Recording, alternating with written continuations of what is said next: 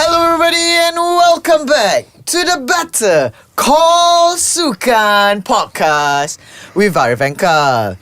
Hello everybody, nama saya Arif Daniel, host anda pada hari ini. Dan sebelah saya adalah Carl, host anda juga pada hari ini. Hello Carl. Hello Arif. How are you today? Good. Good? Good. What's your feeling today? Feeling Dia tengah fikir macam mana nak relate dengan sports ni kan. Aku saja je tanya kau. aku in gorilla position. In gorilla position? Nanti guest kita boleh beritahu apa tu gorilla position. Oh. But by the way he reacted, I don't think he has good thoughts about I don't know. that Gorilla. Okay. So basically, what sports actually hari ni? Okay, we're gonna talk about wrestling. It's been a demand episode. Daripada episode 1 lagi sebenarnya. Episode 1 season 1 kau ada cakap we're going to try to bring wrestling to the yeah. So I'm actually really interested. Even like my cousin Aaron, just give a shout out, he's a big wrestling fan. So dia memang looking forward to this episode also for wrestling to come in for Better Call Sukan. Same goes to one of our former writers for pada.seluruh.com, Azri Firman. This is for you also, Azri. Okay. So untuk kita nak sembang pasal wrestling ni, kita ada special guest lah for sure. Tadi special guest kita dah bagi teaser sikit. Kepada yang tengok kat YouTube tu, korang tak nampak lagi siapa sebelah saya ni, or even yang listening pun tak tahu who. So Carl, why don't you introduce to the audience and siapa yang tengok kita, siapa guest kita pada hari ni? Ladies and gentlemen, welcome to the show to talk about wrestling with us, Shaukat. Hello. Thank you. Panggil Shaukat je? Panggil Shaukat pun boleh, no problem. Okay. Hello Shaukat, welcome to the show. Thank you for having me. No worries. Thank you for coming, for sharing pasal wrestling. Belum share lagi lah, tapi nak share pasal wrestling. Yep.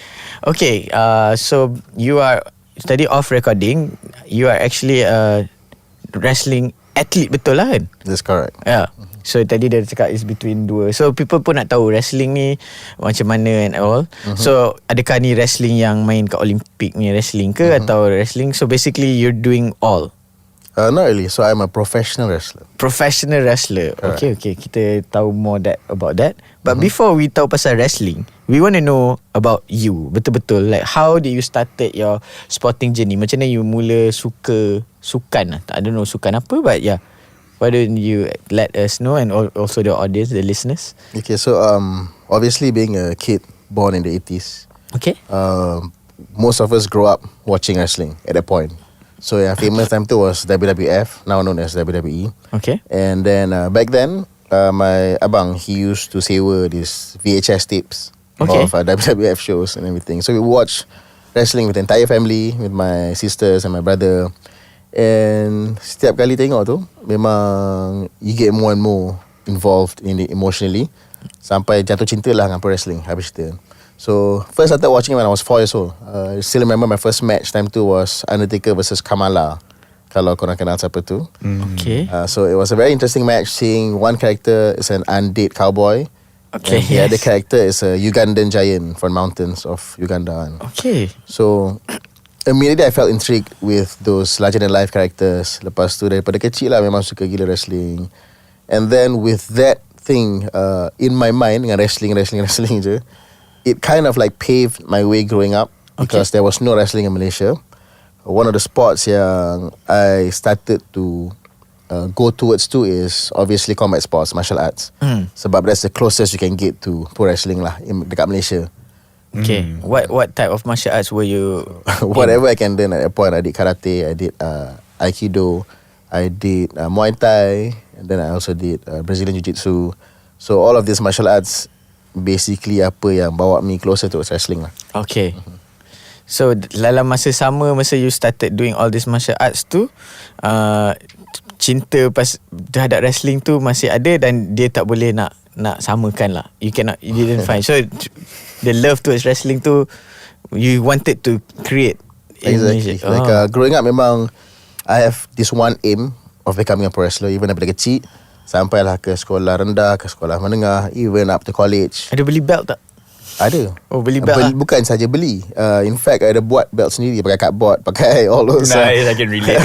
Memang memang pernah, tu semua pernah buat lah. Confirm adanya. I think everyone masa kecil, kalau you tengok wrestling, pernah like lompat atas katil, try to contohnya like Nah, itu memang tu wajib. Tu wajib To lah the kan. point, my dad, my arwah ayah would always marah lah bila I play wrestling with my siblings kan. Atas katil dia dengar daripada tingkat bawah, gedegang-gedegung tu semua. That is a normal thing lah. Okay. Very interesting to listen to someone yang dia minat dan benda tu sekarang dia jadi reality. Okay, I want to ask something because like you mentioned cardboard. What kind of cardboard wrestling belt you model after? At that point, I was doing the Wing Eagle. Oh, okay. The Wing Eagle WWF Championship. So until today, still my favorite design. Because WWE kan ada banyak version of championship belts. Okay. So the Wing Eagle is one of my favorite. So at that point, I did the Wing Eagle. Lepas tu adalah buat the Broken Skull punya championship, which was Austin's belt. And then memang was a diehard fan as a kid. Okay. No, because I can relate. Because aku pun buat juga. Oh yeah. Okay. Kau nak jadi wrestler kat? Dululah. Aku prefer speaker daripada. Oh, yang orang yang dekat table tu. Aku prefer jadi manager. Actually, speaking of that, dia bila wrestling boleh tengok kan, bila dia the commentators tu, I think is one of a kind tu. That's where you as a kid macam bestnya. Betul lah, commentators bring life to the matches. So Yes, they are yes. the ones yang make the people feel even more excited when they watch the match and everything. But it's also one of the broadcast elements in pro wrestling lah yang menarik. Okay, so now you cakap you mula minat sukan is through wrestling and then through going all to the martial arts punya sports. So did you my question is, did you find love in the martial arts sports or like macam this is not it, I need to do something wrestling ke or macam mana? So martial arts was just a secondary release to my love for pro wrestling lah. Okay. At that point, so I did a lot of martial arts, and then I was also a Muay Thai athlete. During my earlier years, my younger years, I was a Muay Thai athlete. Up to the point I pernah lawan wakil Malaysia juga for AMAE Fight Night versus Myanmar, so on and so forth. Sorry, MA Stands for? AMAE, I can't remember what it stands for, but at that point it was broadcasted on TV. Okay, alright. Thank you. Continue. Sorry.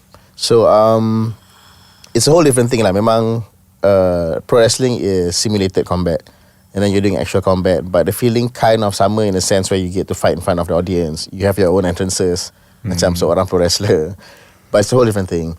And then from there, I use my skill set of fighting, transition into stunts for the film industry. Okay. So I've been in the stunt industry since I was 17 years old actually. So you were a stunt man first lah? Betul. First, I was doing extras for film sets and everything. Okay. And then at this point, there's this role which required me to do a bit of fighting. So dekat situ, they discovered, the people in the industry, they've learned that I can fight very well for screen. So dekat situ, I've been absorbed into a lot of different stunt teams, and then a lot of different fighting roles in films and everything. Oh, that's so cool. Before masuk wrestling, just want to ask, how is it the stunt community? Because I know, like, I don't know, but I know like macam you guys ada like groups, macam or maybe kalau ada atau tak ada, macam like Jackie Chan memang ada stunt group kan. Betul. Yeah, Malaysia ada ke? Back then, tak banyak. Back then it was just at that point it was Start My, which was led by Aming. So and then there were just quite a few people who were delved into stunts. Sebab Malaysia punya film industry, I would say, still baby as compared to our peers in Hollywood ke, in Hong Kong ke kan. But slowly, the stunt industry is starting to bloom in a sense where ada banyak lagi team yang makin bercambah. I was one of the pioneers back then because I work on big name films, blockbusters at that point. For Malaysia local For films. Malaysian punya local films. I And see. then sekarang ni, some of the budak-budak yang I bawa masuk, because I became a stunt coordinator. Okay. After I jadi stunt performer, I jadi stunt coordinator. And then from stunt coordinator, I jadi action director. So some of the budak-budak yang bawa masuk bawah my stunt team, sekarang ni dah ada their own stunt teams. Oh. So dia dah bercambah macam cendawan. There's a lot of different stunt teams in Malaysia sekarang. Okay, kejap. Action director dengan stunt coordinator, dia beza ke? Because like in my head macam dia choreographer lah of the stunt kan. Okay, so basically kalau action film what we have is action director. Action director ni jarang dipakai dekat Malaysia sebab most directors feel like they can direct their own action scenes. Oh, okay. So when it comes to action directing, it's directing per se, like suggesting shots, directing the performance of the actors, Emotion and all. correct, so you are crafting the scene. Okay. Itu salah tugas seorang action director. Okay. Stunt coordinator is the person yang basically the action director or the director tells you what the scene requires, and they are the ones yang jaga the safety. So they need to craft a proper mechanism for safety, how to execute the scene, so on and so forth. And then the action choreographer is the one that designed the fight scenes. So there's actually a whole lot of different layers when it comes to a stunt team. Stunt coordinator dengan stunt choreographer beza? Betul. Oh, stunt coordinator more on safety, stunt choreographer yang craft the tumbuk atas ke, tumbuk bawah ke, design. And then action director is the one that crafts the entire scene, yang place the shots together, and then trying to help with the performance of the actors supaya they come out as a good action sequence on screen. Oh, so you do all that and you do wrestling as well? Correct. Okay, so now we go back to wrestling. How from you jadi stuntman semua, macam mana you develop macam the opportunity, or macam mana you had the opportunity to like, you know, started pro wrestling in Malaysia? Okay, so macam saya cakap tadi, I'm obsessed with pro wrestling. Yes. In a sense where memang laser focused, I want to be a pro wrestler. Okay. Tapi impian ni biasalah, orang akan gelak because there's no such thing as a pro wrestler in Malaysia. Tak pernah ada lah. Betul. Wrestling industry pun tak wujud kat Malaysia. And then up to a point dulu, Media Prima ada buat show Nescafe Kickstart zaman dulu kan. What's the name of the show? Nescafe Kickstart. Pasal wrestling? I don't know. It was a show yang funded dreams. It was a reality show yang funded dreams. So I went for the audition. I said I want to become pro wrestler. They love my passion, but unfortunately there's no such thing in Malaysia. So I failed in that reality show. Okay. So same thing lah, macam kawan-kawan dekat college, dekat sekolah ke, even my lecturers sama cikgu pun macam, benda kau nak jadi wrestler ni? There's no, mana ada wrestler kat Malaysia. Okay. Itu kerjaya apa tu? So simpan benda tu dalam hati, like I really want to be a pro wrestler. So I did stunts and everything for maybe like 5-6 years into the stunt industry. That was when I decided, like, you know what, I think now it's time for me to pursue my actual dream. So lepas dah settle my diploma, I got a diploma in medical lab technology, by the way, first class honours graduate. Medical apa? Medical lab technology. Medical lab. So we do the diagnostic works for the doctor lah. Oh, tak ada kena-mena dengan tumbuk-tumbuk semua? Tak ada. Okay. Okay. But that was basically for my parents. They wanted me to have a solid foundation as a backup plan if whatever my dreams fall through lah. Sebab you tahu kat Malaysia ni, Asian parents, when it comes to film industry, when it comes to something like wrestling, like benda ni kan. But I respect their wishes, so I got my diploma and then I focused on my career, which was filmmaking and then wrestling. So in 2013, same thing, Media Prima did a contest to win lunch dengan Booker T. Booker T is untuk menang untuk makan lunch dengan Booker T. Booker T the wrestler tu. Correct, Booker T the wrestler. 5-time. Oh, okay. World champion, 2 times WWE Hall of Famer. Okay. So I won a contest. So I had lunch with him. Then I asked him the question. I said like, I really want to be a pro wrestler, tapi kat Malaysia ni tak ada pro wrestling. So what can I do to be a pro wrestler? So he gave me an advice. 2 things you can do. Number 1 is you need to fly to the States, get your training there. Or number 2, if you're not going to study here, nobody else is going to do it. So I took his advice to heart. From Booker T tu. From Booker T sendiri. I took his advice to heart. And then what I did was I started my own pro wrestling industry in Malaysia lah. Okay. And okay, I want to ask you, yang dikata fly to, kalau contohnya, was that a harder dream to capai, to like contohnya you be in WWE or you be in AEW? Is it harder to do that than this one? There was an option for you? Back then, it wasn't an option, because in order to be on that level, like WWE, AEW and everything, you must already have solid basics. You must already be performing in front of audience. You must already have a solid fan base. Because they scout talents and then they sign talents from the independent scene. So macam mana nak masuk independent scene when you're not even in industry? And in the States memang besar lah, not just WWE, dia ada banyak. It's huge. North America in general, Canada, America, Mexico, Japan. It's huge. Wrestling is it's a $1 billion industry kat sana. Oh, okay. So to get that dream, that is not tak terfikir lah, that one. So more terfikir, but terfikir juga. But I'm a very realistic person. Okay. I know it's very difficult. I have my steps to get to a certain place. So that is when I decided that, you know what, I need to create industry first kat sini, build a name for myself in Malaysia and then in Southeast Asia, and then hopefully be scouted forward. ada ke community like WWE Malaysia punya community, right? Or like wrestling punya community? Community as in fans or Fans, community? yeah. Macam do you guys like contohnya like for that I can think of like football. Kalau you go like there's a football club dekat the Europe, ada fan base Malaysia. Oh yes. So kat Malaysia ada ke? Ada, it's very huge. Are you part of it? I was part of it. Okay. Now Still ada? Now I'm still a part of it. Tapi it's funny how 10 years later, after building the industry, a lot of the people in the fan group yang become my fan instead. So I have a lot of fans now in not just in Malaysia, in Southeast Asia, in US. So I think it's a beautiful thing lah, yang everything came full circle. Wow, that's so cool. Okay, sekarang ni kita nak go to after kita basically the audience pun dah tahu about your background about wrestling.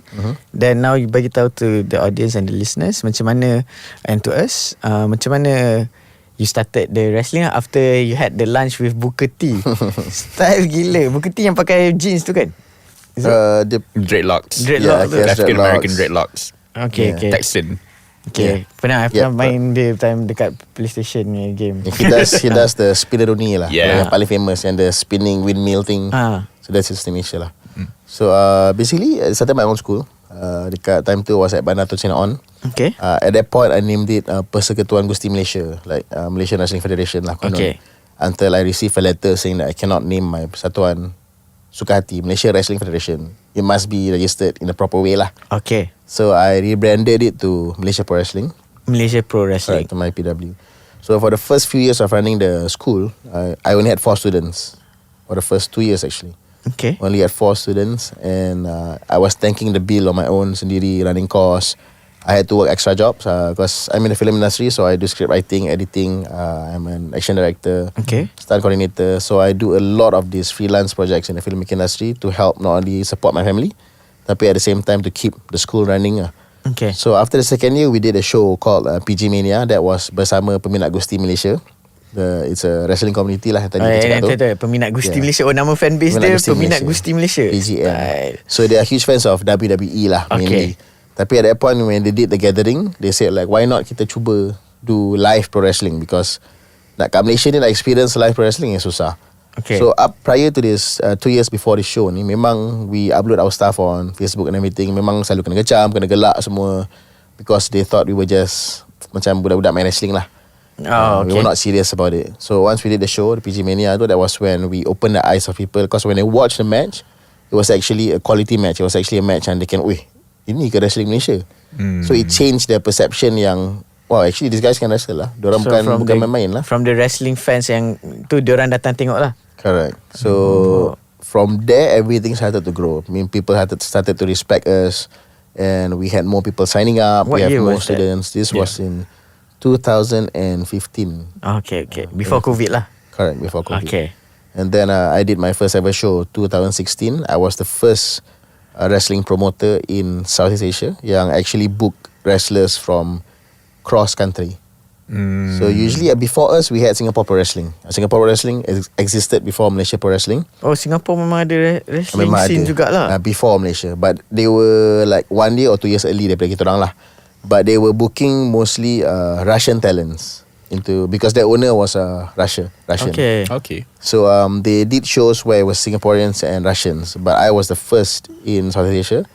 I actually booked people from Southeast Asia itself juga, which was from Japan, from Myanmar, from Philippines, and from Singapore. This was called Uprising, the show, and that for me, I believe, was the birth of pro wrestling in Southeast Asia as a whole. So then, after doing that, how did it evolve to people? Okay, you said people started to notice. This is not benda main-main. So daripada 4 orang tu, how did it grow? People just datang. Yeah, and especially after that show, after that cross country punya show tu, Southeast Asia show tu, especially after that, more people came and sign up because our fan base just grew. So even that show itself pun, the hall yang we did penuh with fans. So from there itself, we started to grow exponentially. Macam mana ada what kind of hall? Yeah, and then you guys macam contohnya kan, kalau orang mesti diorang pernah dalam sejarah hidup diorang mesti pernah tengok at least like a highlight or fight dekat wrestling dekat TV or in a movie ke apa ke, how do you get the ring, the wrestling ring? Is it 4-sided also ke, macam TNA 6 ke? No, our ring is memang pro wrestling ring lah. Pro wrestling So ring. basically at first I bought the blueprint and then crafted it dekat kedai besi kat sini lah, kat Malaysia. You bought a blueprint? An actual pro wrestling blueprint, and then bagi dekat tukang besi kat sini, and then they created the ring for us. But there's a lot of trial and error sebab a lot of rings came back cepat bengkok, patah, rosak.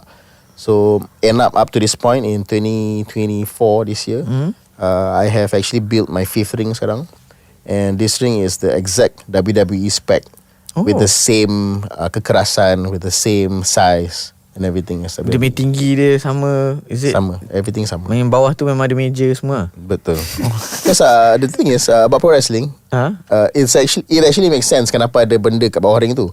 Because that is our storeroom. Betul. You know how malas it is, you know, like we have a lot of moving parts kan. So bila malas nak simpan properly, we chuck everything under the ring. Our chairs, our tables, our extra paddings, Kendo our sticks, canvas and everything. Kita campak dalam je, all our props and everything. We just throw it under the ring. So whatever you see in the WWE is memang legit lah. it's legit. Oh, okay. Okay, when you created, so it wasn't APEC Wrestling at first, right? At first it was Persatuan Gusti Malaysia, which I rebranded to Malaysia Pro Wrestling. Malaysia Pro Wrestling. And then after running for a few years, one of my students punya mother, she joined in as a partner. Okay. Then we were together for quite some time up until 2020 lah. Okay. So in 2020 we had difference in vision. Okay. Daripada segi vision, philosophy and the way of running the pro wrestling promotion tu, Okay. ada perbezaan pendapat. Okay. So from there I decided to quit that company that I built and created on my own. Okay. And then Started another one called APEC Wrestling. APEC, is it an acronym? Stands for what? For Asia Pacific Wrestling. APEC. Asia Pacific Wrestling. Pro Wrestling. Correct. Okay. So APEC Wrestling, alhamdulillah, since 2020, even though we've been around for 4 years, but we have turned to become a powerhouse in just 4 years. We are a highly respected promotion across the region. And not just that, people from all around the world are always sending their profiles to me so that nak jadi wrestler can dekat jadi sini. wrestler kat APEC Wrestling. And we have guys from India, from Australia, from US, from Canada, Japan, all texting us, sending emails of their profiles, wanting to wrestle in our company. Okay, ni sebelum kita go to this one, so you want to create something like WWE ke almost similar? Is it how do you reference them or macam mana? So the best, biggest goal as a wrestling promoter is always to be as huge as WWE. Okay. Tapi we know that's a bit difficult, and to be realistic lah, it's a bit difficult in a sense where because they've been around for many years prior. Yes. Diorang ni baru 10 tahun. So in order to get to that level takes a lot of hard work and investment. So I believe in that. I believe in that we have to unfortunately invest, sacrifice and spend a lot in order to build our branding, in order to be able to reach to that level. So I'm currently in that stage in which alhamdulillah I feel like I'm starting to see results from my investment and everything. Okay, ni adalah soalan yang selalu orang tanya. Orang tengok wrestling, orang dah tahu benda tu, adakah tu benda tu real ke tak? Is wrestling real? Itu adalah ni for the sebab dia ada real punya dan tak real punya ke macam mana? Because I actually tak tahu sebenarnya. Okay, alright. So there's I think there's 2 questions. One is it real, tak real, ataupun which kind of wrestling is it? So kita pecahkan kepada dua lah. The first one is there's 2 kinds of wrestling. One is amateur, one is pro. Okay. Amateur is called amateur not because sebab dia amatur, but mainly because it's a non-paid sports. Okay. So basically you are competing for in a sense where macam it's not a professional organisation yang you're doing it for money, but you're doing it for the sake of sports. Okay. So contohnya whatever sports in the Olympics ke benda semua, it's considered as amateur, not professional. So that's why even in the Olympic, if you're a boxer, in the Olympic level, you're still an amateur boxer. They're not a pro boxer. Pro boxer is once you get hired by all these promotions yang promote wrestling, macam where you promote boxing, macam the ones yang WBC, WBO semualah. Correct. So pro wrestling is exact same. The reason why pro wrestling is pro is mainly because the wrestlers are hired to put on a show for the audience. Oh, So amateur wrestling is a combat sports. okay. Di mana there's a point system and there's also a winning system lah, which is created. It's competitive. Okay. Pro wrestling is sports entertainment in a sense where it's sports because you have to train like an athlete and you need to be in the condition of an athlete. Okay. But it's predetermined, so it's a performance. Sebab tu it's considered a sports entertainment. So the question is, dia real tapi that means not fake lah. But you really know who's gonna win, right? So it's predetermined. Predetermined. We cannot say it's fake because you cannot fake gravity. When you fall, you still get hurt. You cannot fake the chops, your chest, and the welts and grow. You see all the bruises and the marks on the chest and everything. You cannot fake that in live TV. Okay. Unless kalau macam TV lain lah. TV when you're doing stunts for films, there are the cuts, there are the editing, there are the special effect makeups, there are the safety mattress off screen, so on and so forth. Tapi when it comes to pro wrestling, when you get slammed, you get slammed, and you get slapped, you get slapped, and you get chopped, you get chopped, and you have to do it in one go. There's no cuts and edits. There's no makeup and special effects. Kan? Exactly. So it's like a live stunt show. And the medium of the storytelling that we tell you is through a simulative combat that we do in the ring. Oh, okay. Now the question is, okay, when you buat all this wrestling ni,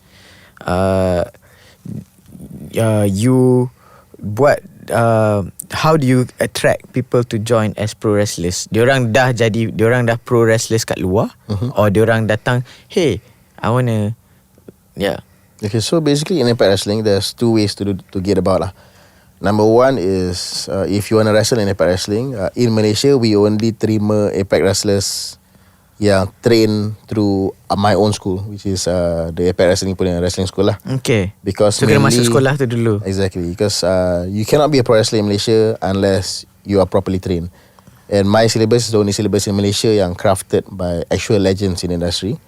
So my syllabus is world class. It's what you train, what you learn when you're on level of WWE. Okay. Sebab apa? Sebab our syllabus is crafted by myself and also Dr. Tom Pritchard. Dr. Tom Pritchard is the person yang train guys like The Rock, and he even trained the whole McMahon family. Oh. So you cannot get a better syllabus than that. And not just that, our syllabus also is based on the philosophies of Booker T himself, because Booker T is a guy who has been there and done that in a sense where he's on the highest level, which is WWE. He's 5-time world champion, 2 times WWE Hall of Famer. Okay. So you cannot question his philosophies. So I only accept those yang with that level of training from Malaysia. Tapi when it comes to wrestling, wrestlers from out of Malaysia, macam Singapore ke, Philippines ke, Japan ke apa semua, what I do is I just watch their matches and I judge their level of understanding of the business. Because the way we run things is I choose wrestlers who understand the concept of pro wrestling. Okay. The next question is, macam mana? Okay, Carl, me and maybe like Adam sitting down there, kita orang semua pernah tengok wrestling. We know. Sebenarnya, do you mind sharing to the audience, to the listeners, how do you wrestle? Macam ada the duration time ke, and then referee berapa ke, macam contohnya orang ni dia tak tahulah, dia maybe dia macam mana, dia tak pernah tengok wrestling ke, dia tak tahu. Just explain like how do you do pro wrestling, like how is it done? After that question, I have a question. Just explain. So kita sembang macam orang dah tahu kan. So kita sebab kita dah tahu. So how do you just explain to the audience? Maybe they want to know. Okay, so on the surface level, I'm going to share with you from an inside point of view, which is a person who is in the industry. Okay. Sebab a lot of fans, when they watch pro wrestling, dia sama macam bola sepak lah. There's a lot of fans yang tak pernah main bola pun, tapi the way they comment is like they know everything about football kan. But it's the same thing with wrestling as well. A lot of fans, they watch wrestling, they read the dirt sheets and everything, tapi they feel like they know, but they actually tak tahu apa-apa. Okay. So I'm going to share something from an insider point of view, and also on the highest level point of view. Highest level meaning TV wrestling. Okay. TV wrestling is like WWE, and I myself, alhamdulillah, have the chance to be on a level where I've wrestled with OVW, which is Ohio Valley Wrestling, and also ROW, Reality of Wrestling. both pun keluar kat TV. �12 is out on the CW channel kat US, and OVW is on NBC kat US. Wow. So I've been on that level, so I know how it is like to wrestle on the highest level, TV level. So it's a whole different beast as compared to what everybody else has wrestled in Southeast Asia. Sebab Southeast Asia is still actually very indie wrestling in a sense where you just put on a show. As long as you know how to wrestle, you entertain the audience, you put on a few sequences and everything, so on and so forth. But TV wrestling is a whole different beast in a sense where you need to know how to work 7 to 11 cameras. Work meaning macam when it's live wrestling, you're just performing for the audience, for the live audience. But when on the TV level, you must perform for the live audience yang who are in attendance there. But at the same time, you must also perform for the camera. So whatever story that you're trying to tell, memang kena orang yang tengok through videos pun boleh rasa benda tu. So it's a whole different beast in that sense. And then second is you have to work closely with producers. So producers ni bukan orang yang macam not the filmmaking ataupun the podcast kind of producers lah. Producers ni are people yang they know what the company wants you to do and achieve in a match. So they'll tell you, okay, Shaukat, you're gonna go over in this match. Go over is a term for winning. You're gonna go over in this match, but we need you to hit 3 points. Number 1 is you need to make this guy still look good. And then number 2 is you have to win in a way where you protect this guy because he's a former champion. And then number 3, you need to be able to get behind the audience, so when you win, we want their reaction. So contoh, that's what the producer will tell you to do. So that's the task, you know. you need walaupun dah prepare, okay, you kena menang, tapi all the terms tu you kena Betul. And then the thing is, when you're doing it on a professional TV level, you don't plan your matches, you don't choreograph the scene and everything. Tak ada everything is spontaneously because it's a whole moving machine. You sampai kat sana, there's hundreds of crews moving around, and then they'll bring you to meet the camera guys and tell you where the camera placement and everything. And then after that, they'll meet you to bring the producers. Producers will tell you your points. And then you need to get ready, siap terus, meet your opponent, just talk for about like 5 minutes, and then you need to be in the ring and do the stuff. So memang there's no chance or time for us to actually like, kita nak buat apa, nak plan ni, tak ada. This is the one that you went lah. Exactly. So everything that happened is discussed in the ring. Bisik ke? We talk to each other throughout the entire match. And we build the sequences spontaneously. So if you're not a fast thinker, you're gonna get hurt. If you're the person yang cannot communicate well, you're gonna get hurt. Kalau you cepat panic, you're gonna get hurt. So that's the highest level of wrestling, of pro wrestling. Thank you for sharing. Then the one, then kalau di APEC macam tu, for APEC wrestling, I'm training my students to be on that level. Sebab that is what the industry needs. That is what WWE needs. That is what AEW needs, is actual workers. So there's a few different categories of pro wrestlers lah. And benda ni a lot of pro wrestlers sendiri tak aware because they are not mature enough in the business, in the industry. So number 1 is play wrestlers. Play wrestlers, kalau secara kasarnya, I would say it's like people cosplaying as pro wrestlers and playing wrestling in the ring. So they don't really understand and grasp the concept of pro wrestling when they are doing a match. Diorang semata-mata like, I'm a pro wrestler, but they don't actually train. They don't actually go to the gym and watch what they eat.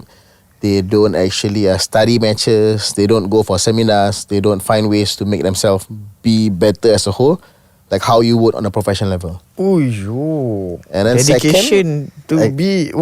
Betul. Second is the indie wrestlers. Indie wrestlers are people yang know how to work a match, meaning in a sense they know how to put on a match safely. They know how to, they are athletic, they can put on sequence, maybe they watch what they eat and go to the gym, but they don't understand what the industry needs. Diorang semua jenis yang shock sendiri, yang in the ring they like to do big flashy moves just for the sake of showing off their talent, tapi they're not going out there to tell a story. And then we have TV wrestlers. TV wrestlers are the ones who are actually the ones yang get hired by big companies like WWE, ROW, AEW, OVW dan sebagainya. So the TV wrestlers tu, diorang bukan play wrestlers lah. Diorang memang TV wrestlers. It's not categorized as play TV wrestlers are the most professionals of professionals. Like when you go there, everyone is your colleague. They don't have any egos. Kalau kena kalah lah, because it's part of what the company needs you to do. So you go there as a performer, you need to understand that the company has a script that you need to follow. You don't question anything. Yes sir, I'll do what you need me to do. That's a TV wrestler. That's a professional. Tu that one Triple H lah yang suruh buat kan semua. Kalau sekarang ni WWE Triple H lah. That's very interesting. So kalau APAC pun ada cerita semua juga. Correct. So APAC, I'm the one yang buat the story. So I'm the one producing the matches. I'm the one yang teaching them how to work like true professionals lah. So you yang bagi tahu, okay, you have to make sure this wrestler, you have to make sure the audience are on your side. Is it? Betul. And then you have to do how many sequence? Is it? Not really how many sequence, but I'll give you a time that you need to hit. So for TV wrestling, because we all macam, okay, you guys are in the industry, so you understand how pricey airtime is kan. Okay. Airtime is super expensive. Like if you want to buy advertising slot and everything, semua, it's so expensive. Like up to 60,000 per 15 seconds. Lebih kurang macam tu kan. So it's exactly the same in the States, just that it's a lot more mahal daripada our rate kat sini. Understand. So for every 15 seconds you overshoot, or every 15 seconds you terkurang, you're gonna get the screaming of your life backstage lah. Because as true professionals, you must be able to gauge the time as well in a match. So agak-agak je. So when it's time to go home meaning you need to finish the match, wrap up the match. Okay. So you have to make sure that you stick to your time. Sebab I've been there and I've seen all these people, full grown adults who are super muscular and jacked, tapi kena maki macam diorang budak kecil just because they overshoot their time. Okay. Okay, sorry, I have 2 questions. Okay, go. Okay. Number 1, you are doing the production side apa semua tu. So what kind of elements that you obviously because for like what are you looking for in doing like a TV show versus a non-televised show? That's one question. And how do you make the audience engage with you throughout the duration of your live shows? Okay. So very very good questions. I love your questions because this kind of questions ni jarang orang tanya. A lot of people only ask me a question like sakit ke tak, you know, like. So this one is a very good tu question. Tu pun boleh jawab. Maybe audience dekat luar dia nak tahu. Sorry. Of course lah, sakit kan. So to answer your question, macam APAC wrestling, even though we don't have a TV station attached to us yet, or we're not on TV or cable yet, that's the ultimate aim lah for us, is to get a TV show. Okay. But the way we produce our shows is still very TV in a sense, where I hire MCP production team to help them get used, to help my students and the wrestlers learn how to properly work like actual true pros on that level. Okay. And then the way I craft the whole show is memang ikut formula WWE, UVW, the TV wrestling kind of formula lah. So that is what I do to make sure yang it's on a TV level. And secondly, how to get the audience to be engaged throughout the show. There's also a formula to the madness, in a sense where, you know, like how script writing is. Kita ada Act 1, Act 2, Act 3. Or maybe we have the Blake Snyder Save the Cat formula. Or maybe we have the Dan Harmon's Full Circle kind of formula. So it's the same for pro wrestling. We have these formulas juga. For every match, we can implement them so that the audience paying attention stays to it. And every character lah. Exactly. So ini yang bezakan seorang pro, a true pro, a TV wrestler, and the indie wrestlers, because TV wrestlers understands this and they would follow this. Indie wrestlers is more to self-glorifying. Macam the way they put on a match is to show yang diorang power. And not just that, there's a whole chapter in pro wrestling, the art of pro wrestling, which is called ring psychology. Ring psychology is when we know exactly what to do to get certain emotions from the audience. So benda ni yang paling susah orang nak master, because just like stand-up comedy, if something is not working, you need to change your routine. So you need to be able to master this whole kitab of human emotion and psychology in a performative wise. So bila dalam match tu, if you're not getting the direction that you want, you need to change it up and do something in order to keep on gaining the attention. Okay, follow-up question. Okay, you mentioned that you've been on televised shows apa semua tu. Okay, can you like walk us through the experience of like, okay, you arrived at the hotel. No, from start to finish. Okay. From start to finish. Okay. You arrived at the hotel. You met with the producers and whatever semua tu. Then then you can share what is the technical terms like gorilla position. What's the heel? What's the face? Okay. Your entrance. And then how does a referee plays a role in your match? Then bila kau habis your match, maybe 5 minutes ke 10 minutes or whatever, then cari keluar semua tu during those televised punya matches. And how is it different with like doing a live non-televised show? Okay. So usually I get to the hotel and I rest. Macam this time around, last time I went to the States, 40 hours of flight, sampai hotel, rest kejap, next day tu terus show. So I didn't have time to recover from the jet lag and everything. So as soon as you arrive to the arena now, on the same day itself, usually they don't jumpa a day before ke apa semua. So you'll only know everything on that day itself. So there's no prior mentally preparing ke benda semua. When you arrive, first thing you'll do is you'll meet a group of staff yang will start to introduce you to the entire crew. Okay. And then they'll start passing you to different crews with different tugas. So let's say OVW, for example. For me, OVW is the same level as WWE in the sense of production-wise. Okay. So bila sampai sana, the first person that they had me meet was the guy yang had to show me around first. So that I'm familiar with the arena, where the locker room is, where the toilet is, where the production room is, where's the gorilla position. Gorilla position ni apa? Gorilla, okay, so gorilla position is the curtains right before you enter towards the ring. So it's right before the entrance. Okay. So that is where you go there and you prepare yourself mentally and everything. Music hits, so you go out. So the reason why it's called gorilla position is because it's invented by Gorilla Monsoon. He was a broadcaster in pro wrestling industry lah. Okay. So he would set up a table there and have his monitors and everything. So when you go there, he will brief you about things that you need to do. So since then, it's been coined as gorilla position lah. Okay, jadi when I sampai sana, after seeing the whole place and everything, they'll bawa me jumpa to the floor manager. Okay. Floor manager will first tell you about the time you need to get prepared. Pukul berapa you need to be in costume at what time, where you need to be, so on and so forth. So once itu dah settle, and then they bring us to jumpa the producer. Okay. Producer will tell you who you'll be going up against, and then introduce you to that person. If dia dah sampai lah. But most of the time, everyone will arrive on time because they are professionals.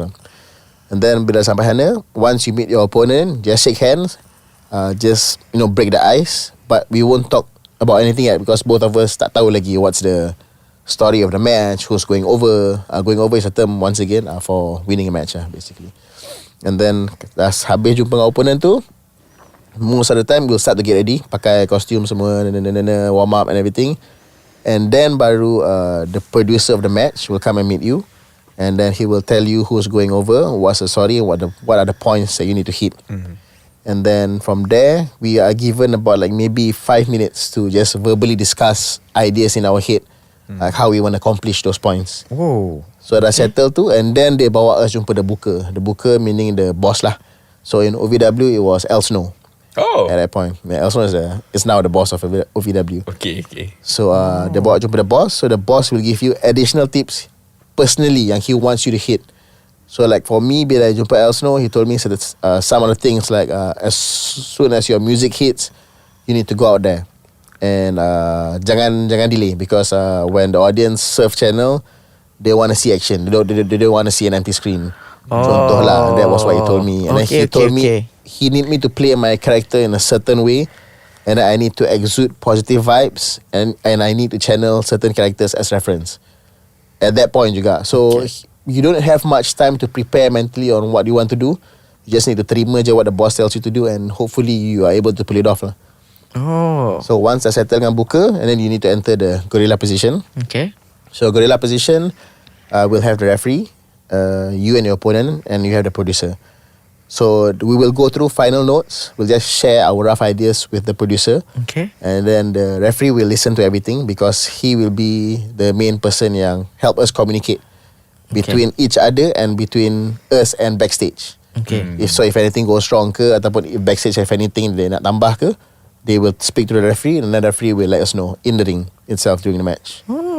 So dekat gorilla position tu, let's say for example you have this rough idea in your head, then you talk to the producer, okay, this is what we want to do, and this is the finish. Finish is usually the final moment of the match, and then the person win lah. Okay. So once you hit, and then the producer will tell you, okay, during this certain time, I need you to face camera 4, this one, camera 11, I need you to run these ropes, the left side, I need to climb the right side turnbuckle. So he's very specific in a sense of points that you need to hit for the camera, so that it looks good production wise juga. So detailed. So you imagine that you're not given time to digest all that, dengar, and then you have to terus do live. Hopefully that you remember everything in your head during the match.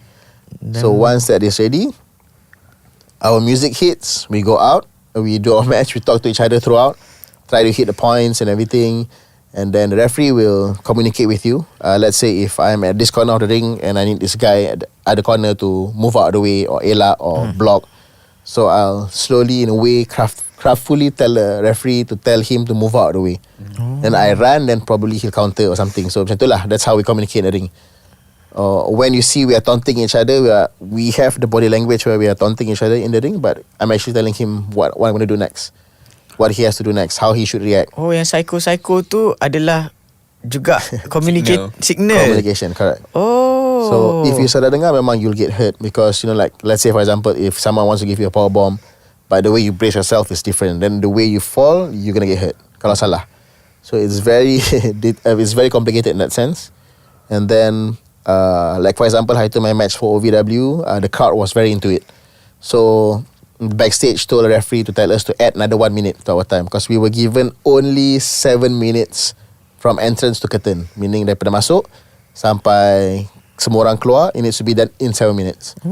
But because the audience was so much into the action, the producers asked the referee to beritahu kita orang, okay, stretch it out by a minute. Okay, let's do this. So kita tambah lah. Spontaneously, we just added some stuff to help the audience get behind me more, because I was the face meaning the good guy lah.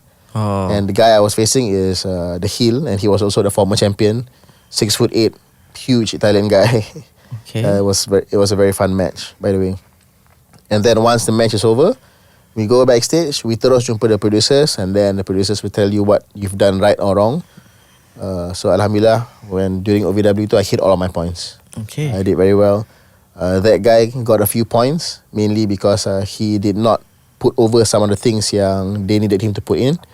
Dah habis tu, and then baru kita dapat relax after the match.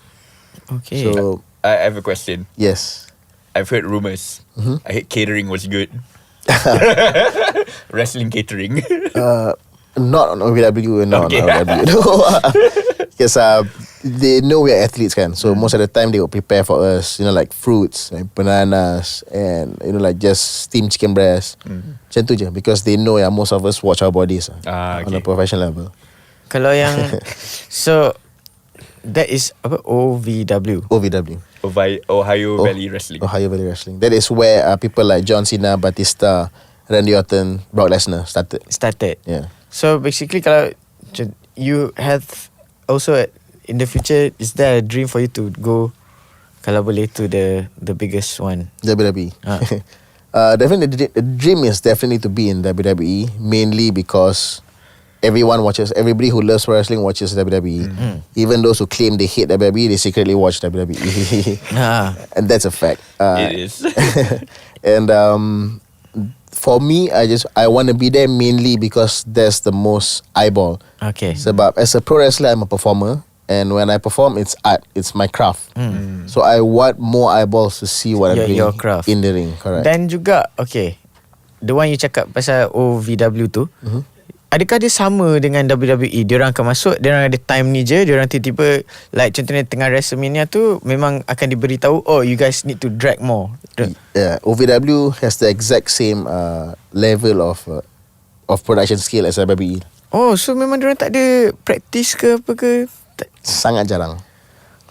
Because especially because like people in WWE, they do it on a daily basis.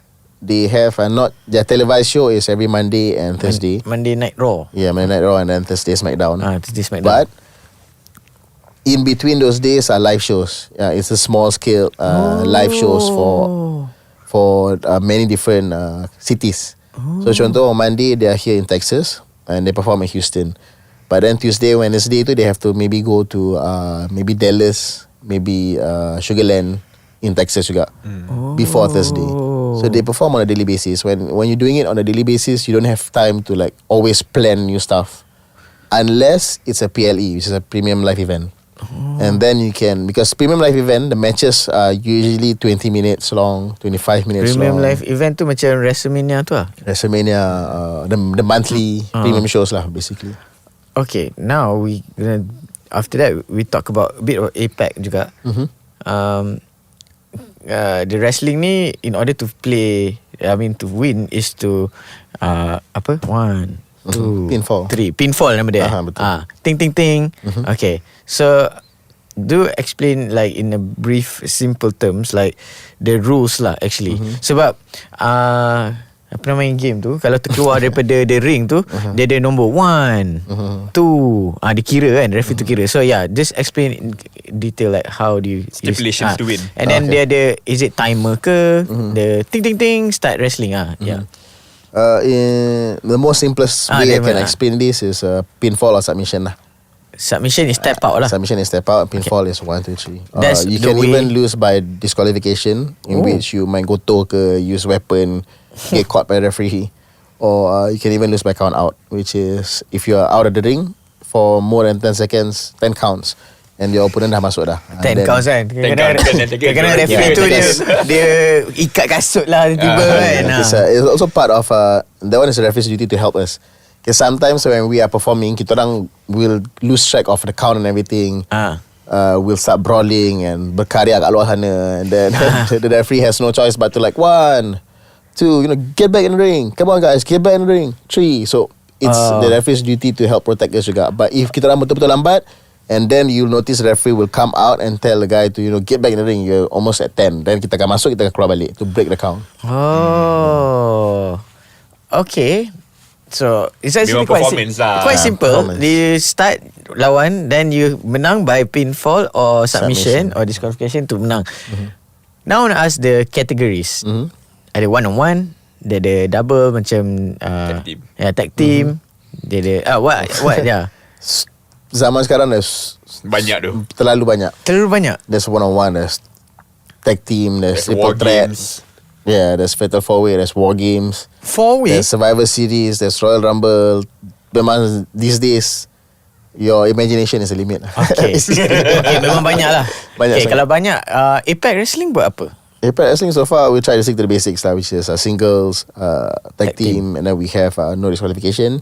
We have no disqualification tu triple threat and Fatal 4-Way lah mostly. We also did Royal Rumble in January. Royal Rumble Sempena WWE. Yeah, WWE Royal Rumble. So Royal Rumble dekat APEC Wrestling. Yeah, we did 30-man Royal Rumble with people from Malaysia, Singapore, Japan, Australia.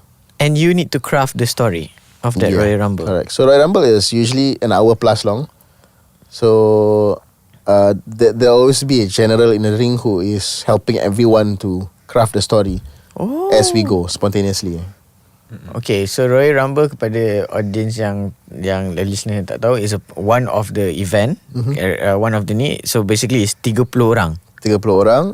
You win by eliminating your opponent over the top rope. Over the top rope. Itu Yes. polisi dia. Yes. Over the top rope, and 30 orang tak masuk together kan. Betul. So he started with 2 first, and then setiap berapa minit dia ada ni ke? Every 3 minutes. Every 3 minutes. One person will come in. Okay, that's really cool. Yeah. So the only thing yang APEC buat is 1 1-on-1, 2, 3 and 4. And tadi kata no disqualification. What is that? No disqualification meaning tak ada rules. You can use weapons. Oh, tables, There's chairs. no count out. Yeah, correct. Oh, ladder semua tak ada. Betul. Ada. Uish. We really have to go to watch. And all of those macam banyak orang they have the perception yang we're using props. Props is just a term for things that we use for our performance. But all the weapons are actually real. Kita use actual steel chair, we use actual steel ladder. The steps are very heavy. The tables are memang actually wooden table. So we are trained to receive the impact and also how to safely give it without permanently injuring someone. Style. Okay, so you do have like your wrestlers and you have your managers. So for those out there semua tu, what's the role of those stalkers? Okay, faham. Stalkers. Stalkers. Yang commentator tu ke? Macam Okay. Jom. Sabar. Okay, you have your managers that talks for you, because there are some wrestlers. Ya. Yang diri tepi tu. Yes. Okay. There are some wrestlers they can't really speak, so they cannot promote themselves. So can you just tell us a bit more about those people's roles and also the roles of the commentators, the ring announcer pun ada tugas dia. So just extra bit more. And it's you yang design everything. Yeah, most of the time the booker is the one that design everything. Sebab in the end it's a whole production. So it's just like creating a film, but it's a live show plus story. Yeah, this question ada a question from a friend of mine. Dia tanya actually basically the design lah. How do you design the character? How you design the inspiration for you to design each and every ni? Yeah, this question is from Firdaus Sufian. Okay. Yeah, you kenal him from Gang Kubuk. Oh. Yeah. Yeah. Dia suruh tanya this soalan and he says hi to you. Him Hi, and Mia Firdaus. says hi. Yeah. So to answer your question, Yes. just now it's about the speaking roles. So we have commentators. Commentators are guys who help to put over the story in the match. Okay. So we have color commentary, we have play-by-play. So color commentary is the person who gives color to the match. Okay. In a sense where they explain about the backstory of the characters, they explain about the characters themselves, they explain about the current feud that is going on in between the characters. So the story part of the match. And then we have the play-by-play. The play-by-play is basically the person who is calling out the moves and the sequences. Okay. Macam like how we watch football, kan? So these people are very important in the sense for those yang watching wrestling on TV, so they can be more engaged to the experience. Because when it's live, you don't have to listen to the commentary in order to be absorbed into it, because of the energy level. It's crazy. If you guys come and watch a live wrestling show, even Malaysia, even Impact Wrestling, the energy is so strong. Even without commentary pun, you will feel so excited and involved. Okay. Tapi you cannot get that energy if you're watching it through TV. So that's why you see macam the color commentary, the commentators are very energetic. Enthusiastic. Sebab they need to feed the energy to the audience, so they get excited about the action as well. Okay. And then we have ring announcers. Ring announcers just pretty much straightforward. They need to introduce the wrestlers, especially for those yang first time tuning in or channel surfing, so they know who the wrestlers are.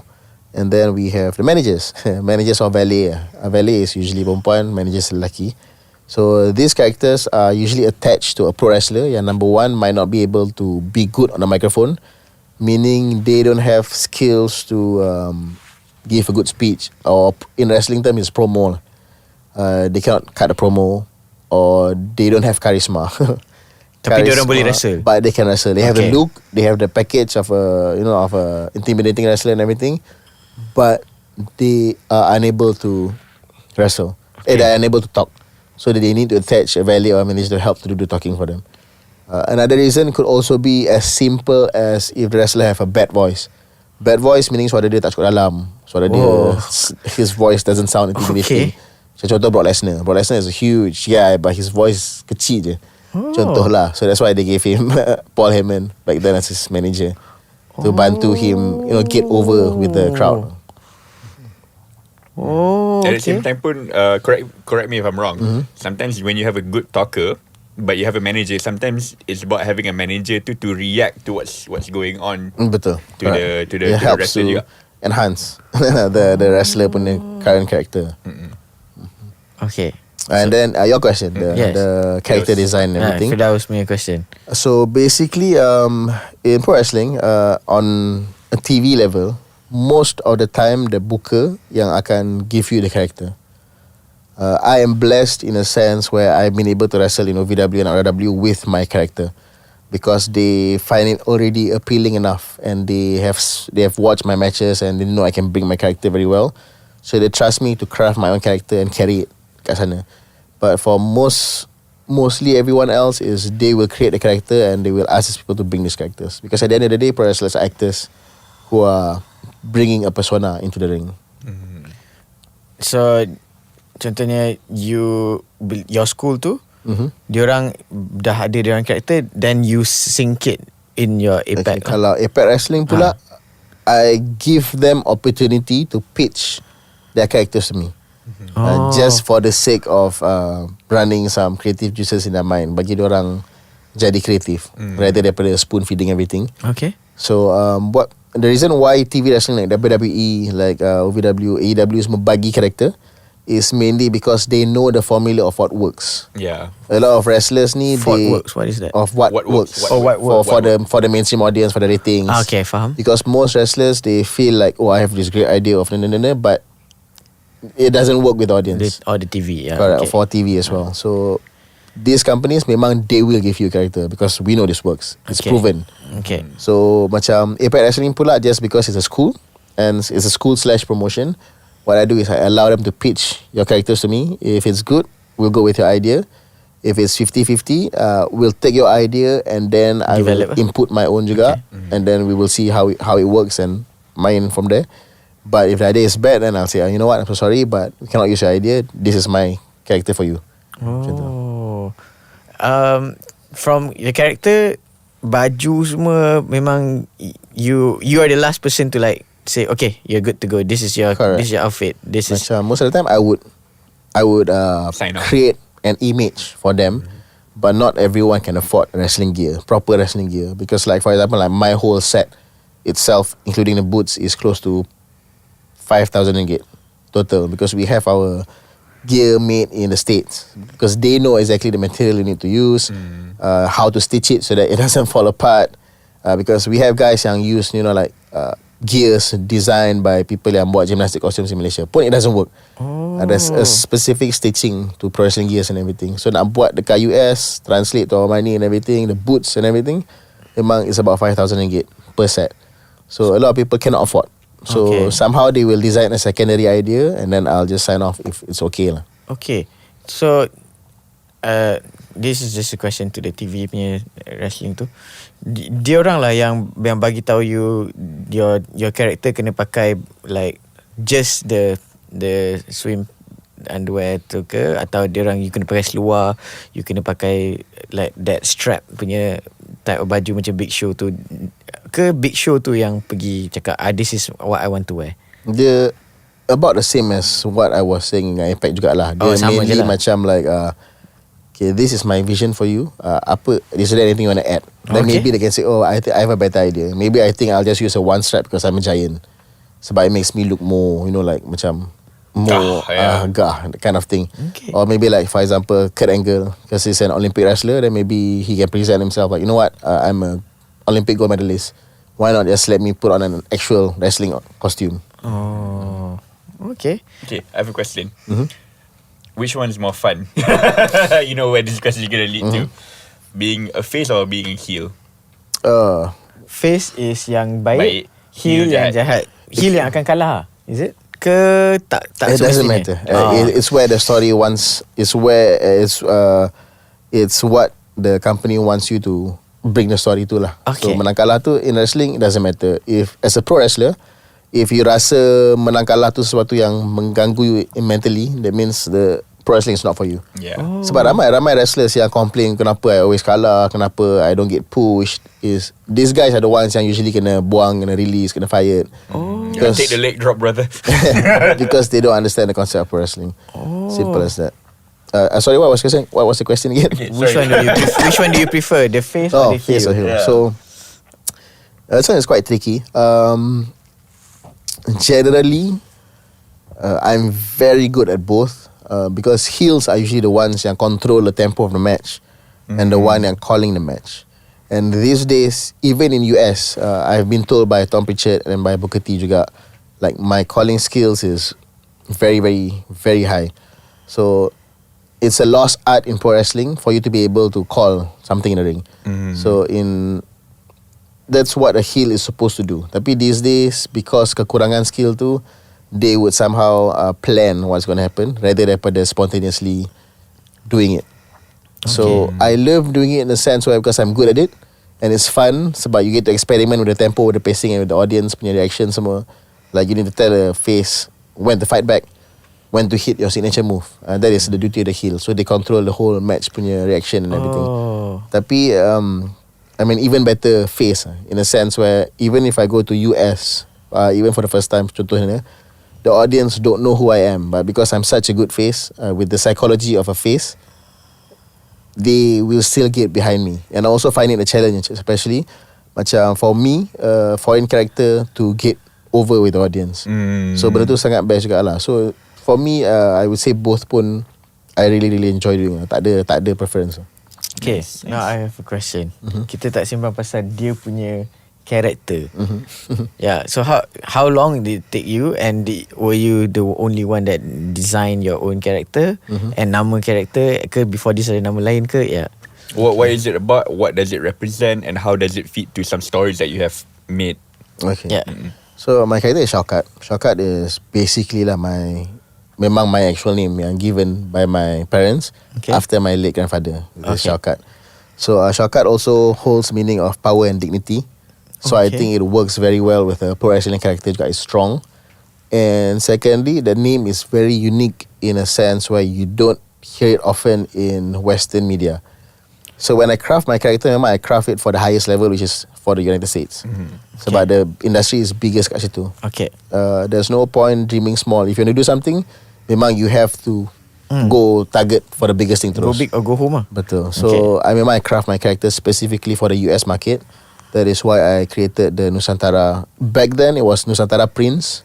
Now it's the Nusantara Menace. I changed it in a sense because Prince. Nusantara Prince dulu, but now Nusantara Menace. Okay. Prince, kenapa I changed to Menace? Because when I say Prince, their mindset is like Arabian Prince. Oh, okay. That kind of thing, macam royalty. But I don't want to be a royalty. You know like how Dragon Ball is macam Vegeta and Saiyan Prince. I wanted to go towards that direction, but because penerimaan orang is different. Penerimaan orang is Prince, monarchy, royalty. So I took up to Menace. So my character is a Nusantara warrior, basically. When you see me coming into the ring, I have my tanjak on, I have my jacket songket on. My entire gear I design sendiri. So songket? My jacket songket. Oh. Macam like actual Malay punya warrior kat situ.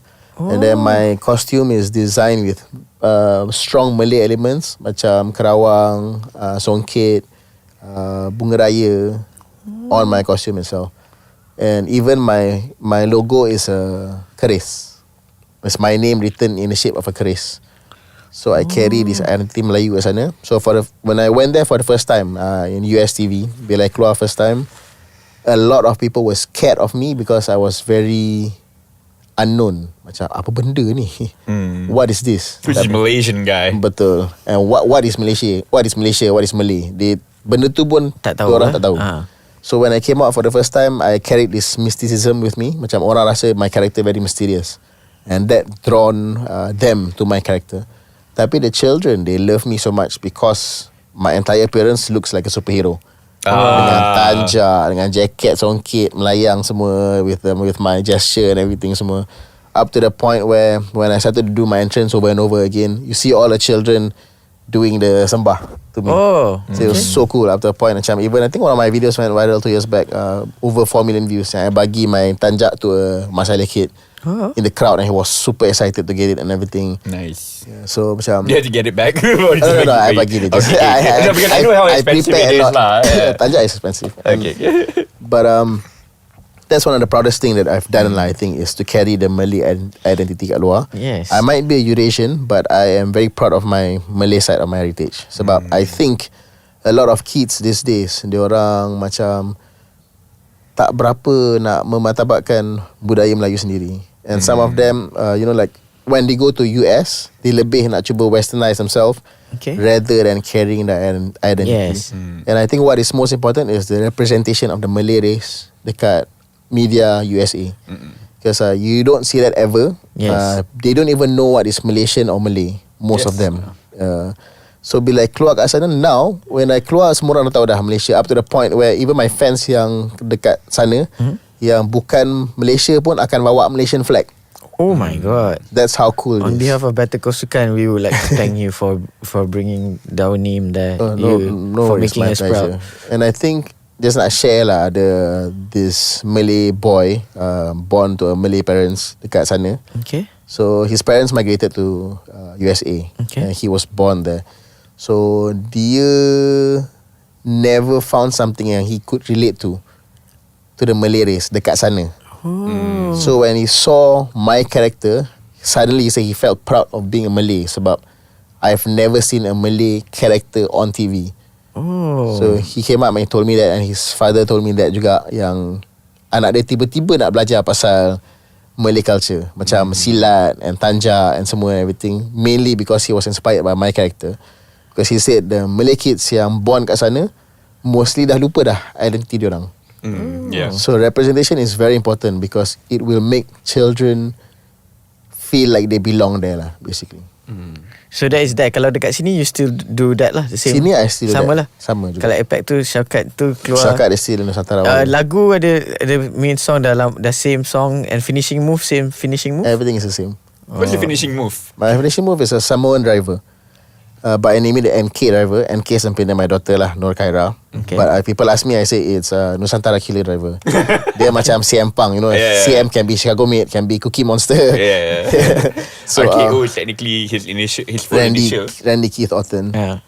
So Samoan driver is when I pick someone up on my shoulders and then I rotate their head downwards into a driver. Oh. Basically. Okay, so angkat macam apa John Cena punya Betul. tu, FU tu. And then tapi terbalikkan dia, kaki dia kat atas, kepala dia kat bawah. kepala dia kat bawah. Betul. And then boom, you jatuh Correct. face down. I jatuh on my butt. Jatuh on your butt. Oh, Yeah, so land. macam tu. Bam. Oh, then His so head is on his thigh. yeah, so you The jatuh. back. Oh, so jatuh duduk lah on your Betul. butt. Okay, just giving to the audience, kalau yang tengah dengar ni macam mana lah. Kalau kita buat tangan-tangan dia tak dengar sangat. Yeah. Or you can watch one of my latest match yang keluar kat ROW, Shaukat versus Clay Roberts. It's out on YouTube, and it's the highest viewed match on ROW for the past 3 weeks now, I think. Congratulations. At the point of this recording. At the point of this recording. Lagu you pick juga ah. Lagu I pick, so my song is specially composed, memang khas for my character. Wow. It's not uploaded anywhere, so it's a Nusantara rock kind of music with flute. So my character punya apa orang cakap trademark, you know, like how Austin is the bunyi kaca. Yeah. The rock is if you smell, Undertaker with the gong. So mine is this Nusantara flute. So when it plays, semua orang tahu Shaukat is coming out. That kind of thing. Wow. Style gila. That Sembang. half second of Yeah. the entrance music. Yeah. Yang macam ni John Cena ting Okay. Alright, is there anything more you nak ask? What's your hopes in the future before we nicely wrap up everything? Two things. Hopes for you as your own Shaukat ni, and also wrestling community in Malaysia. Pro wrestling community in Malaysia. Okay. So first, let's go to my hopes for Shaukat lah. Yes. Personally, I believe yang I started a bit too late, in a sense where I think I started pro wrestling when I was 26 years old.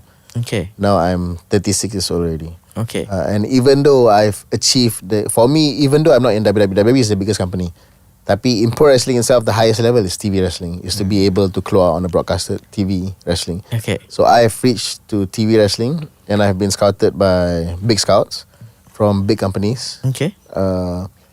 So I know that I've already achieved what I have to achieve. Okay. But never say never.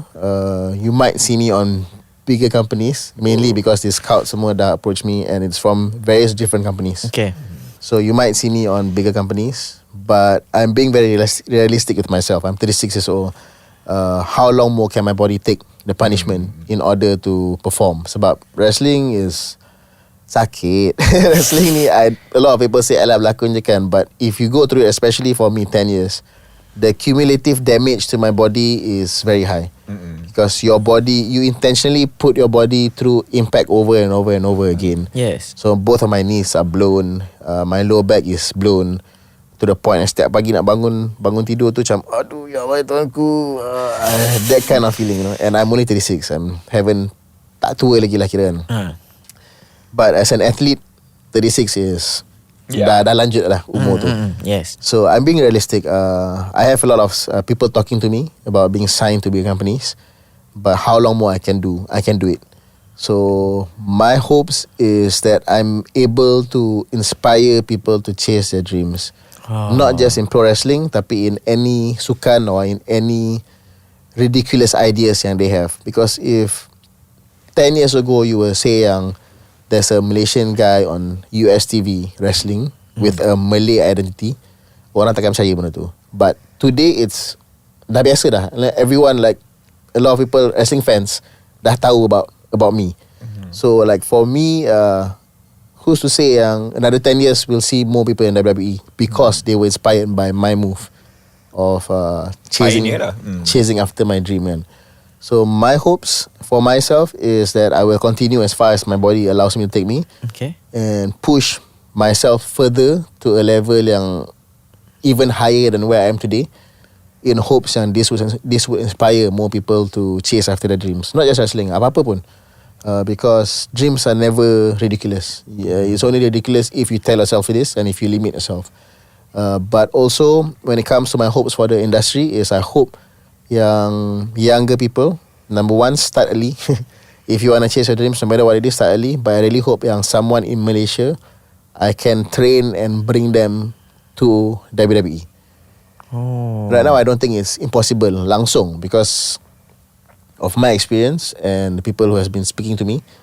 I do believe yang memang ada peluang untuk these younger people to get into WWE. They just need to put their heart and soul into it. That's it. Macam contoh, we have Nor Phoenix, Diana, the world's first hijabi pro wrestler. She is very well known all over the world. I just need to push her a bit more so she is seen by the right people in order to be scouted and be there. And I also see a lot of potential in my younger boys yang training with me sekarang, yang I rasa can go to that level as well. They just need to put their heart and soul into it, like how I put my heart and soul into it. And that this ni pasal dia kata dia jadi action director lagi, jadi stunt coordinator. Like that is macam mengisi masa lapang ke? So macam mana tu? Your dream is also the same ke macam mana? So in Malaysia, obviously, like where I make money the most in pro wrestling when I'm in the States, because they pay me TV money lah, basically.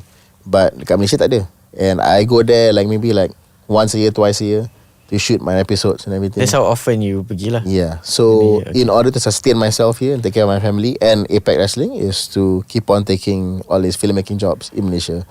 So I would say like my main job is filmmaker. Lepas tu pro wrestling is my true passion. I do it as much as I can. Daripada segitulah. And also a lot of question yang I dapat is how you balance everything, like family, wrestling and filmmaking. The best advice I can give is sebab tu solat subuh dicipta. You have to wake up early, so you have more time for the day. So you can spend more time throughout the day. Kalau you bangun kalau you bangun pukul 11 pagi, bangun pukul 9 pun 9 pun for me is too late already. Like for me myself, I wake up usually around 4:30 to get my head start of the day. Wow. Okay. Anything else? For hopes for Impact Wrestling. Tadi tu yang I cakap is that I wish yang someone from Impact Wrestling reach to WWE. Yeah. And WWE specifically. Specifically, okay. Specifically. Because I've been to the higher level, I've been to TV level already. So now I want someone to beat me. I want someone to go beyond me, which is WWE. Tune. Okay. We is there anything else you wanna? Before we go to the quick fire rapid questions, we give you an opportunity to kalau siapa yang first time dengar pasal you, first time tahu pasal ni, how do they follow up with all this wrestling, pro wrestling industry and follow you? Okay. To this camera. Can follow me on Instagram, TikTok, Facebook. I'm most active on Facebook because I anggap it as my diary, so I share my thoughts there and everything. Highest engagement is there juga. It's Shaukat Pro Wrestler or just Shaukat. And then on IG it's Ayez Shaukat Fonseca. On TikTok it's Coach Shaukat. Try my best to be active on those. Tapi because of the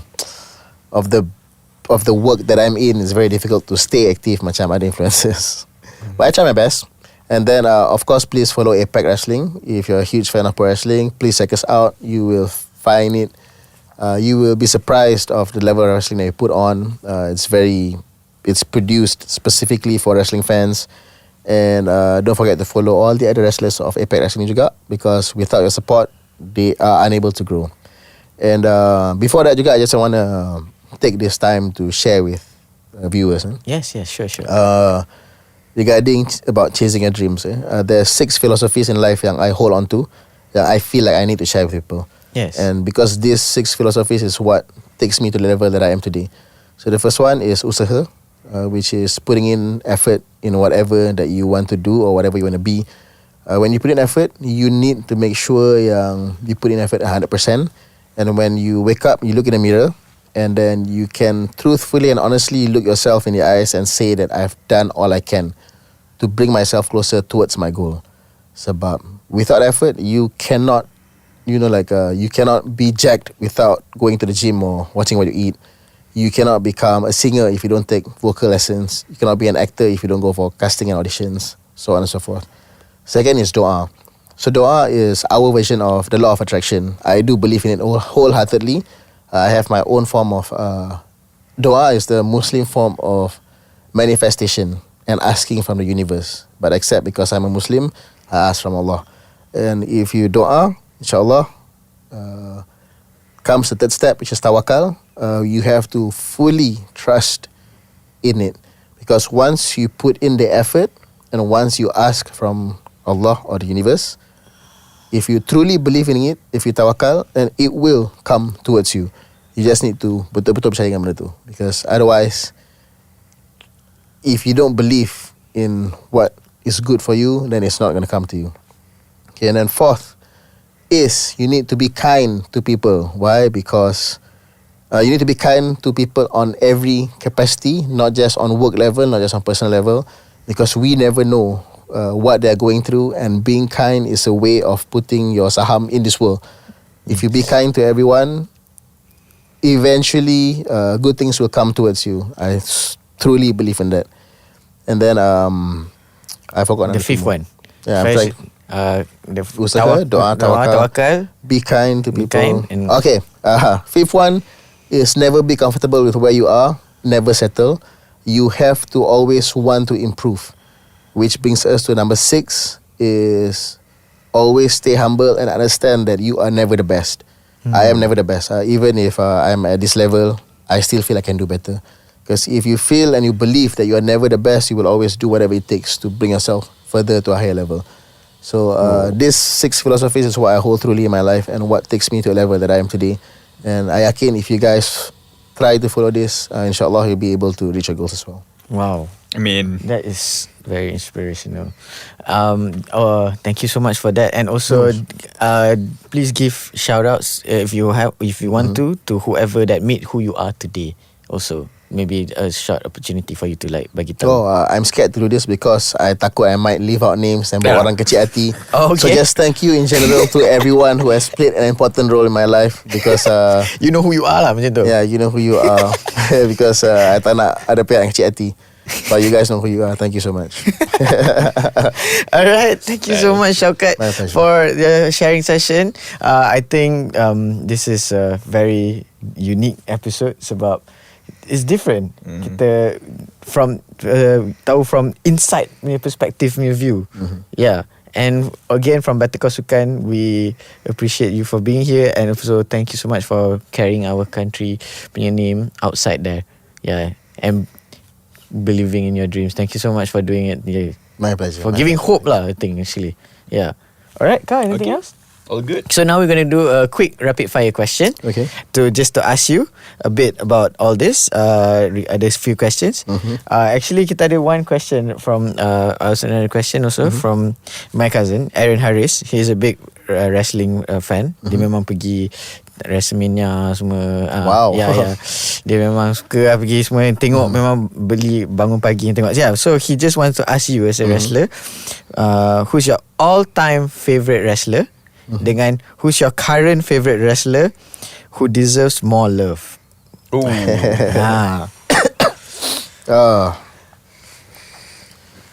Okay, so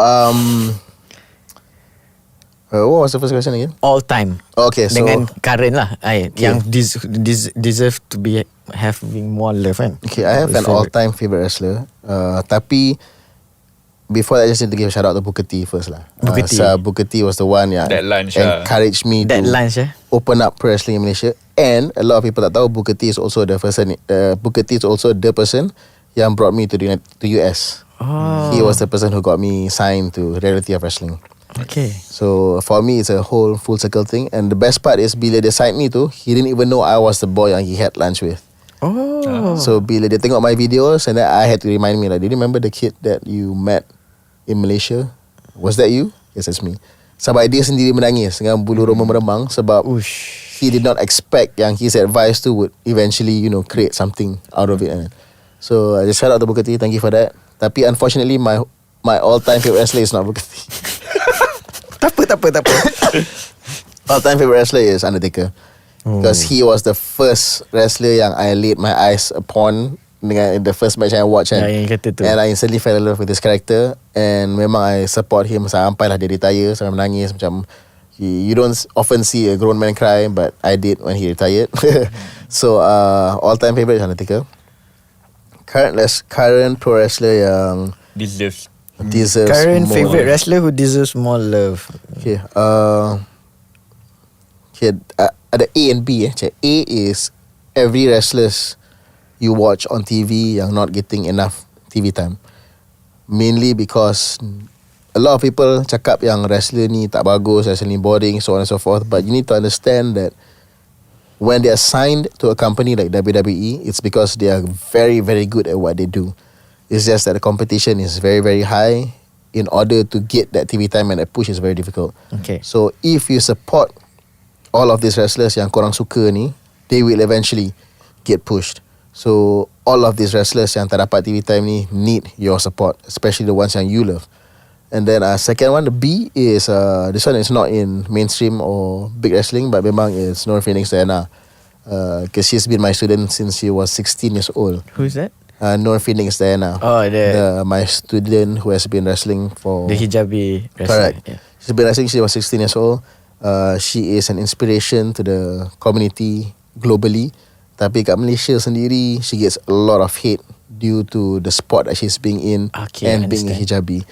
I'm not the person to. I percaya dalam. I'm a religious person, like you would say. But I also believe yang it is not our place to judge people and what they do. And for me, who am I to stop her dreams? Who am I to stop anybody's dreams? So she is actually very, very talented. I've received notes from people like Pritchard and Booker T semua yang tengok dia and says that she has it to make it to the big leagues. And I really hope yang orang Malaysia will be more supportive of her as well. And she deserves more love daripada what she's currently getting in the internet right now. Fair 100%. So that is the answer for you, Aaron. Yeah. Okay. Then we ask the other questions. Yeah, sure. Alright, so the follow-up question for that is, alright, because we're from Better Call Sukan, we want to give platform to all sports. So it's a two-pronged question. One is, what guest do you want us to bring in each episode? And also, what sports do you want us to call yang you still macam like, I still don't understand this sport. Yeah. Okay, a guest. When it comes to guest, It doesn't have to be athlete ke. It can be anything. Yeah. okay. Give me a commentator. Oh, that's a good idea. So actually, I haven't thought of one yet. But yeah, when it comes to guests, I think it's going to be a general answer lah, because I cannot think of one right now on the top of my head. Okay. Because I do believe there is so much. Ada terlalu ramai athletes who are actually doing things on a global scale, who has achieved things on a higher level, tapi they don't have the spotlight here in Malaysia. Yeah. We get that a lot. Betul. So macam these kind of people, even I sendiri want to discover, because I love to hear their stories, what inspires them, what makes them bertahan. Because I understand what they go through, and I am also in the same boat as they are. So I would love to hear more from these people. Cuma I tak tahu siapa specifically, and it's up to you guys to correct and help identify who these people are. Producer ada kat belakang tu. And identify who these people are, so a lot more Malaysians can hear their stories. Because I think they will be just as inspiring as my story is. And for what sports, one that I have in mind very specific, and this one is Because hari tu bila when we got approved for Pesuruhjaya Sukan Malaysia for PJS when we registered, we were also approved with another sports yang bukan mainstream and a lot of people don't know about. Okay. I forgot what it's called, but it's something like 𝙬𝙊𝘾𝙄𝘼𝙇𝙬𝙊𝘾 ke 𝙬𝙊𝘾𝙄𝑏all ke or something like that. Dia macam, it's like this VR game where you wear your head and then you throw balls macam 𝙬𝙊𝘾𝙄𝑼, macam like the Street Fighter. Yeah. Come. Yeah, correct. So they were also registered. Just please check for me the name of the sports officially kat Malaysia, because they were also registered the same day as us. Oh, okay. So bila borang orang, when they told me about the concept, I was like, huh? Macam apa? So dia pakai VR, lepas tu dia main abugin. Street Fighter lah. Betul. Yeah. So I don't understand the sports, but I respect it to the point yang they got it approved as a sports in Malaysia, and there's also a growing community. So I'm very keen to know more about this sports. Okay. Okay, now soalan ni kepada you. I know you started off as a dream to be a wrestler from age of 4. Tapi kalau bukan wrestling, kalau bukan martial arts, sports apa you kat dalam? What sports will you be? In another life. Yeah, in a multiverse lain lah. Tak ada. You rasa? Tak ada. Tak ada? I'll be a wrestler no matter what. Fuh. Memang daripada kecil nak jadi sampai besar dah jadi. So I cannot see any other sports yang I nak buat, because I've also done like MMA and Muay Thai juga, and I don't see myself doing it professionally.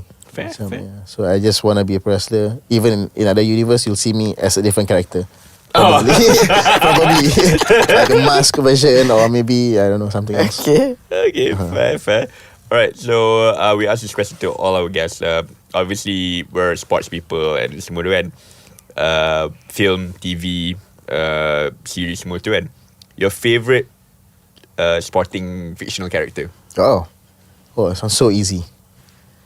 Coach Boone from Remember the Titans, played by Denzel Washington. We need to do like a Better Call Sukan counter though, of like berapa kali. Ada ke? Ada. What? Serious? Yeah. Yes. And those people got good taste as well. Because betul, I mean, everything that he says in the movie also helps to build my character, my own personal character and philosophy juga. The resilience. Betul, whatever he says is true. It's something that you can use you can apply in your real life as well. And I love Denzel Washington lah, so a bit biased in that sense. Of course lah. Is that your favourite sporting movie of all time? Yes. Okay. I can watch it a million times. Nice. Alright, the final question is kata-kata or quotes or saying that you sendiri pegang for you to keep going. I know you did mention that the 6 steps, but if you have like a quote that you macam would like tell people and also for yourself as well to keep you going. Okay. So besides those 6 philosophies, let me rumuskan those 6 again. Because tadi maybe panjang kan. Okay. So it's usaha, doa, tawakal, be kind to everyone, never settle, and stay humble. So that was the first 6 philosophies. Yes. But if I could share another thing, maybe could help people stay motivated, is you have to remember that you are doing things for yourself. No matter what. Don't listen to what people have to say, because in the end of the day, it's your life that you're living, and everything that you do towards your goals is for yourself. So when you feel like quitting, tell yourself it's for yourself. Bila you rasa macam tak nak solat tu, tell yourself it's for my own good, because aku nak doa. I'm doing it for myself. If you feel like skipping the gym, tell yourself like, why kenapa I nak skip? Because I'm doing it for myself. Okay. If you tak jaga makan, if you nak makan, if you want to binge eat on all the sweets and everything, tell yourself juga, I'm doing it for I should avoid this because I'm doing it for myself. I nak jaga my health so I can live a longer life and spend more time with my grandchildren, contoh. So everything that you do in life, if you want to do something negative, think about your life, that when you live it, you're doing it for yourself. Oh. Fair. Carl, I give you the honours of wrapping the show up. Nah, you do it. I don't want to break tradition. You don't break tradition because it's really good. Okay. Thank you so much, Shaukat, for the whole knowledge and your sharing of pro wrestling. We really appreciate for you being here, because he does a lot of things, and for you to have time to come and share, it's very we are so thankful for that, and we hope all your dreams, all your hopes will be achieved, and it will be grow bigger and better. Yes, and I think for today you gain more fans today. Like I personally now a Shaukat fan. So, thank you. I would definitely go after the off recording, kan buka video, tengok dia punya, you cakap you masuk, you sembah semua. So I would definitely check that out. Thank you. Yeah. Appreciate it. Thank you so much. Do follow everybody. Do follow Shaukat on dia ada tadi macam a few things kan. Facebook, Instagram, TikTok. Just type Shaukat je. You type Shaukat, most likely akan keluar me lah. Okay. So even on Google search, Shaukat is a famous name lah in Pakistan. It's even Shaukat Ali is the president of Pakistan. Okay. But if you search just Shaukat, I'm still number one on Google. Okay. So do follow, search and follow Shaukat on all platforms. Kalau nak search kat Google pun boleh. Tidak ada masalah. Do to see his updates and all if you want to know. Also do follow APEC Wrestling. Kalau diorang ada live events you guys want to come and see, do follow their social medias. Do follow Better Call Sukan as well. If you guys got any other sports or any other questions, because we do ask you guys, if you guys got any questions to our guests, let us know. And we kalau ada sports yang you guys nak kita orang panggil, let us know. We will definitely call them. Alright, thank you to the listeners, thank you to the audience yang tengok kita, yang dengar kita daripada start sampai habis of this episode. We really appreciate your time. Thank you so much. Thank you again, Shaukat, for everything. My pleasure. Thank you, Carl, for today, being a very good partner today for Thank this you, episode. you too. Yes. So that's about it. Carl, is there anything you want to say? Okay, all good. Take a shot. Is there anything you want to say? All good. Alright, thank you everybody. My name is �12𝘆𝑑𝙇𝙊𝘾𝙄𝑼𝑑𝙎. I'm Carl. And I'm Shaukat. And we will see you soon. Bye-bye. Audio Plus.